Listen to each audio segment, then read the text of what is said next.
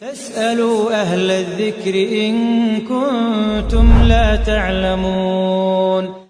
وقضى ربك ألا تعبدوا إلا إياه وبالوالدين إحسانا إما يبلغن عندك الكبر أحدهما أو كلاهما فلا تقل لهما أف ولا تنهرهما وقل لهما قولا كريما واخفض لهما جناح الذل من الرحمة وقل رب ارحمهما كما ربياني صغيرا.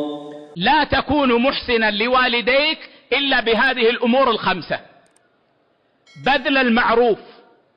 أين هذا من الآية؟ في قول الله وبالوالدين إحسانا، هذا بذل المعروف، ويدخل فيه كل معروف، كل معروف. وكف الأذى، أن تكف الأذى عنهما صغيرا كان أو كبيرا. ولذلك قال الله فلا تقل لهما أف ولا تنهرهما، فنهى عن الأذى الصغير والأذى الكبير. الأذى الصغير أن تقول أف، يا ابني أحضر لي كذا، أف، ما أحسنت للوالد لأنك ما كففت الأذى عنه. والكبير أن تنهرهما فما فوق، لا تطلب مني هذا، أنت آذيتني، هذا نهر، فما فوق. هذا كف الأذى. وإدخال السرور، إدخال السرور إلى قلب الأب وقلب الأم. وقل لهما قولا كريما. ما هو القول الكريم؟ الذي إذا سمعاه طابت أنفسهما، فيدخل السرور إلى قلبيهما بهذا الكلام. هذا القول الكريم.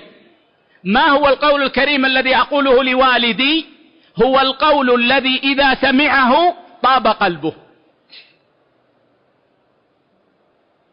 يا أبتي، يا أبا، يا أبي غفر الله لك، يا أبي رحمك الله، ما يدخل السرور إلى قلبه.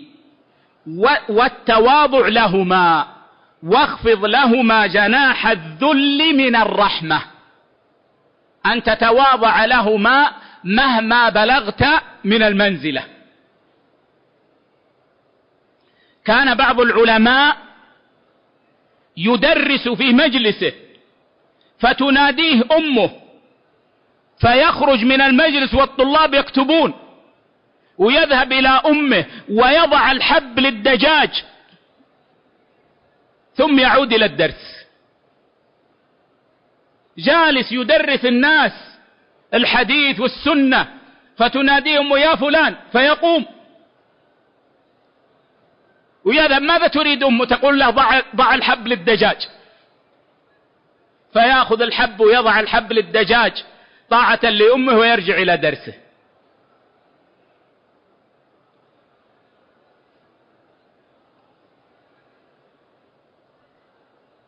مهما بلغت تتواضع لوالديك. ومن ذلك يا إخوة أنه إذا جاءك طلاب العلم وأنت مع والديك أو أن والدك، أن تقدم والدك إلى صدر المجلس وتقول هذا أبي، ولو كان عاميا من الناس. ما تقول لا أنا طالب علم وهؤلاء طلاب علم وأبي عامي ما يعرف. ما تستحي من أبيك أبدا.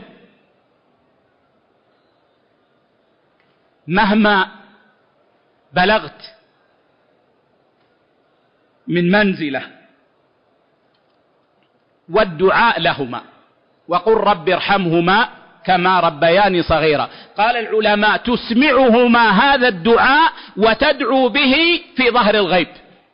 تسمعهما هذا الدعاء لتجمع بين الدعاء لهما وإدخال السرور إلى قلبيهما، وتدعو به في ظهر الغيب ليكون أبلغ في الإجابة.